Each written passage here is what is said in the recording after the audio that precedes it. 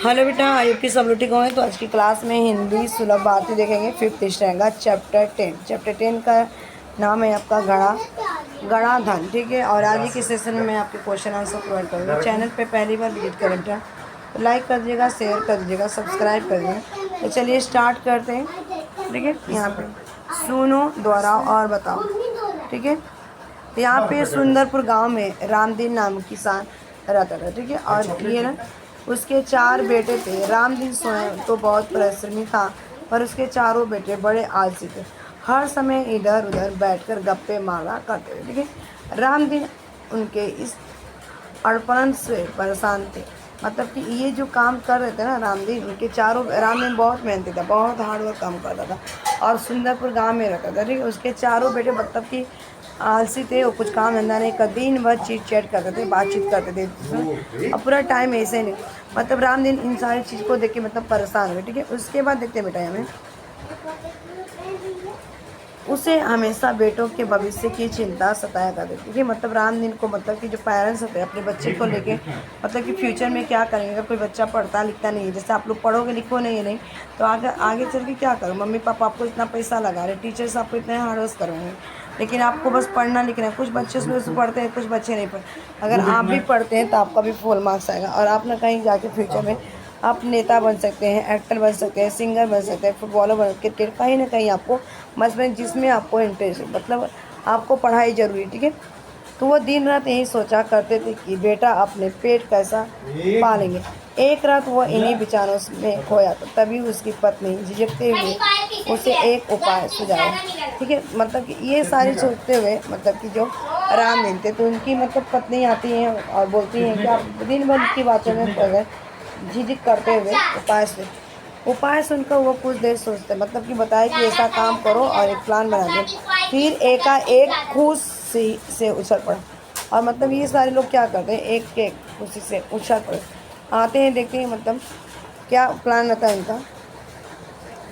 अगर देखा जाए तो क्या प्लान यहाँ पे रहता है। 1 2 3 4। अगली सुबह रामदीन ने अपने चारों बेटों को बुलाकर कहा, मैं और तुम्हारी माँ अब बूढ़े हो गए हैं, हम दूर तीर्थ यात्रा पर जा रहे। मैंने खेत में धान गाड़ कर छिपा रखा, यदि कोई ज़रूरत पड़े तो उसे निकाल कर उपयोग कर लेना। गड़े हुए धन की बात सुनकर बेटे खुश हो गए। ठीक है, मतलब कि ऐसा मतलब प्लान करते हैं जो हस्बैंड वाइफ होते हैं और बोलते हैं कि मैं उसका खेत में गाड़ के रखा है, उसको जब ज़रूरत पड़े तो तुम लोग क्या करना, निकाल लेना। गड़े हुए धन की बात सुनकर बेटे खुश हो गए, मतलब कि ये उनको लगा कि सच बात है और उन्होंने अपने पिताजी को खुशी खुशी यात्रा पर जाने के लिए कह दिया। बोला कि चलो पिताजी अब क्या करो, मैं आपकी शर्त मानता हूँ, आप खुशी से यात्रा जाके करिए। वे मन ही मन खुश हो गए कि अब कुछ दिन तक पिताजी का बंधन भी उन पर नहीं होगा। और कुछ दिन तक के लिए पिताजी क्या हो गए, मतलब बोले कि चलो अब पिताजी का बोझ तो नहीं रहेगा संभालने के।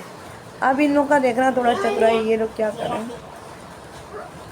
ठीक है, रामदीन के जाने के बाद कुछ दिनों तक तो सब कुछ सामान्य चलता रहा, पर उसके बाद अगर मतलब कुछ दिन तो मतलब कि ये चारों बेटे हैं, देखो इस पिक्चर में दिखाया गया कि ये इनके पेरेंट्स हैं, ये रामदीन है और इनकी वाइफ है और ये चारों नालायक बेटे हैं जो कि एक नंबर के आलसी कामचोर हैं, कोई काम नहीं कर रहे हैं और चाबी दे के जा रहे हैं यहाँ पे।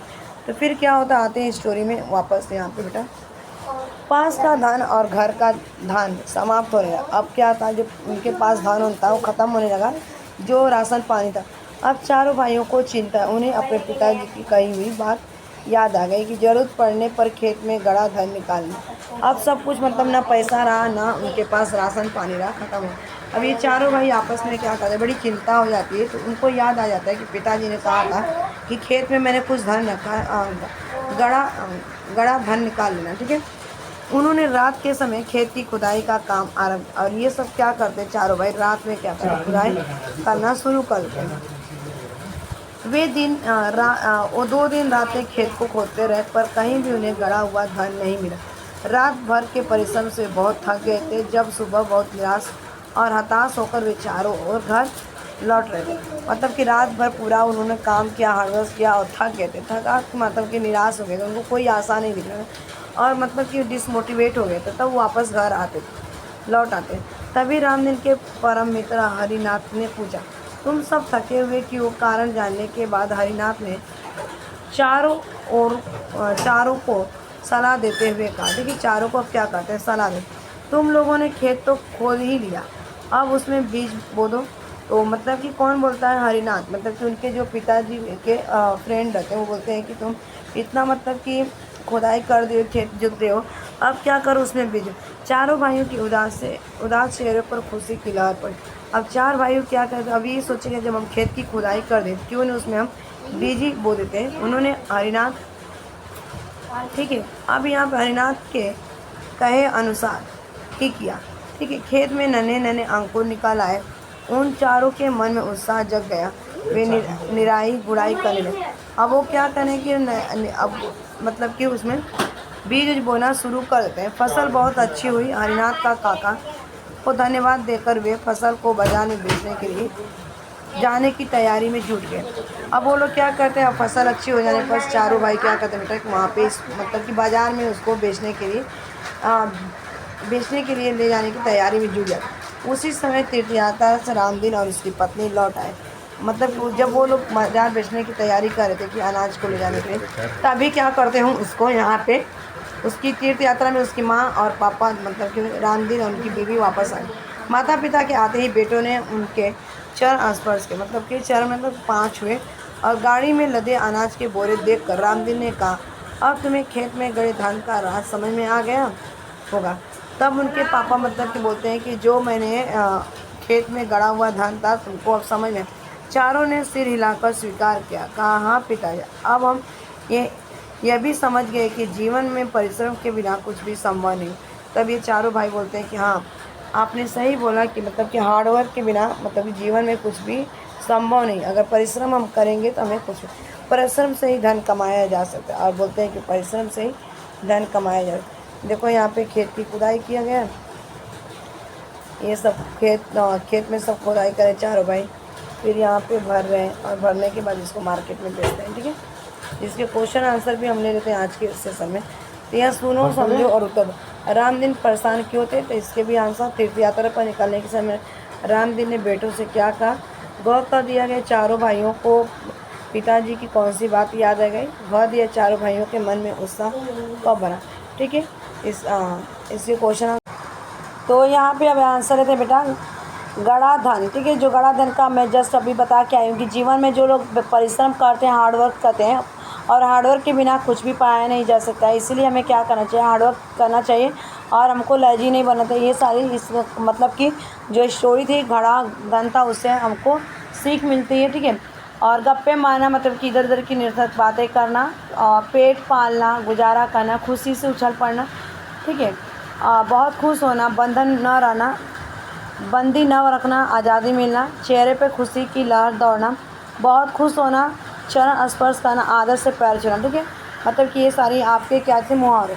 उसके बाद देखते हैं सुंदरपुर गांव में क्या क्या था। तो यहाँ पे परिश्रमी का मतलब बेटा होता है, अगर देखा जाए यहाँ पे तो मेहनती। झिझकना का मतलब होता है संकोच करना। अड़हर का मतलब है मनमौजी, लापरवाह मतलब कि केयरलेस होता है व्यक्ति। तीर्थ यात्रा मतलब तीर्थ करने के लिए की गई यात्रा। ठीक है, मतलब जैसे केदारनाथ, बद्रीनाथ, मतलब जिसको जहाँ पे जिसका धर्म उस धर्म का पालन कर। उसके बाद यहाँ पे आते हैं नेक्स्ट, कृतिपूर्ण करना। रामदेव ने अपने बेटों से यह कहा, तो आंसर यहाँ पे रहते क्या कहा था उन्होंने, तो मैं और तुम्हारी माँ बूढ़े हो गए हैं। ठीक है, हम दूर तीर्थ यात्रा पर जा रहे हैं, मैंने खेत में धन गाड़ कर छिपा रखा है, जरूरत पड़े तो निकाल कर उपयोग करें। ठीक है, उसके बाद नेक्स्ट क्वेश्चन हम मूव करेंगे। निम्नलिखित प्रश्नों के उत्तर लिखो। तो क्वेश्चन फर्स्ट यहाँ पे, रामदीन परेशान क्यों था। ठीक है, क्यों था, तो रामदीन के 4 बेटे बहुत आलसी अल्हड़ थे। अल्हड़ मतलब कि वही आपके मनमौजी लापरवाह थे। वे हर समय इधर उधर बैठकर गप्पे मारा करते थे, इसलिए रामदीन अपने बेटों के भविष्य को सोचकर परेशान। तीर्थ यात्रा पर जाते समय रामदीन ने बेटों से क्या कहा, तो आंसर होगा तीर्थ यात्रा पर जाते समय रामदीन ने बेटों से कहा कि मैंने खेत में धन गाड़ कर छुपा रख, यदि कोई ज़रूरत पड़े तो उसे निकाल कर उपयोग करना। नेक्स्ट क्वेश्चन रिमूव करना बेटा, इसका आंसर है ना, मतलब व्याकरण शब्द संपदा का मतलब कि हिंदी व्याकरण ग्रामर। निम्नलिखित शब्दों के समानार्थ अर्थ वाले शब्द, दिन दिवस, रात रजनी, मतलब कि रात को रजनी बोलते हैं, बेटा जो पुत्र, पत्नी अर्धांगिनी। ठीक है, नेक्स्ट आलस्य से जुड़े हुए निम्नलिखित शब्दों को अपने वाक्यों में लिखें। शत्रु आलस्य मनुष्य का शत्रु है, ठीक है। असफलता, आलसी मनुष्य असफलता का दोष भाग्य को दिया करता है। आलस का त्याग करके ही हम सफलता पा सकते हैं। उन्नति, आलस हमारी उन्नति के रास्ते में बंद कर देता है। नेक्स्ट चलते तो इसका आंसर लिखते हैं। अच्छा, शब्दार्थ यानी कि वर्ड मीनिंग दिया गया। धान्य, अन्न, निराशा, हताश, दुखी, निराई, अनावश्यक घास फूस, खुरपी से खोद कर निकालना, मतलब कि जो हमारे ब्रीडिंग होते हैं, ठीक है। गोड़ाई, मिट्टी खोद कर भुरभुरी करना, जुट जाना, किसी काम में लगना, राज, राज से छुपाई हुई बात। अब इसको हमने से कि चारों भाइयों ने अपने खेत में बीज बो दिए, तो चारों भाइयों ने खेत में बीज बो दिए, तो इसका आंसर यहाँ पे ले लेना। खेतों में नन्हे नन्हे अंकुर निकल आए थे, चारों भाइयों के मन में उत्साह जग गया, वे निराई गुड़ाई करने लगे, फसल बहुत अच्छी हुई। नेक्स्ट क्वेश्चन का आंसर लेना है यहाँ बेटा। प्रश्नों के उत्तर एक वाक्य में देखो। चारों भाइयों को पिताजी की कौन सी बात याद आई? तो चारों भाइयों को पिताजी के खेत में गड़ा धन निकाल लेने की बात याद आई। मतलब कि एक मूर्ख उनका मतलब कैसे उनका हार्डवर्क करना था, और ये मतलब सिखाया जा रहा था कि किस तरह से अपने जीवन में जब सब कुछ ख़त्म हो जाती है तो फिर शुरू से किस तरह से हार्डवर्क करके आगे बढ़ा जा सकता है, ठीक है। ये नहीं कि आप एक बार फेल हो गए, मेरा मार्क्स कम आ गया लास्ट टाइम, अगर लास्ट टाइम आपको 2 मार्क्स आया, 10 मार्क्स आया 20 में से 20 में से, तो आप ऐसा नहीं कि आप पढ़ना छोड़ दोगे। तो आपको क्या करना है, कंटिन्यू करना है, कंटेंसी के साथ पढ़ना है, लगातार पढ़ना है। जहाँ आप 1 घंटा पढ़ते तो आपको 2 घंटा 4 घंटे की ज़रूरत है, ठीक है बेटा। चारों भाइयों के मन में उत्साह कब जगी? खेत में बीज बोने के बाद जब उनमें अंकुर निकले तो उन्होंने देखा चारों भाइयों के मन में उत्साह जगा, ठीक है। उसके बाद यहाँ पे उत्तर है। हरिनाथ ने पूछा तुम सब थके हो क्यों? तो मतलब कि हरिनाथ ने पूछा तुम सब थके क्यों हो? उन्हें पिता की याद है, उन्हें पिता की याद आई, ठीक है।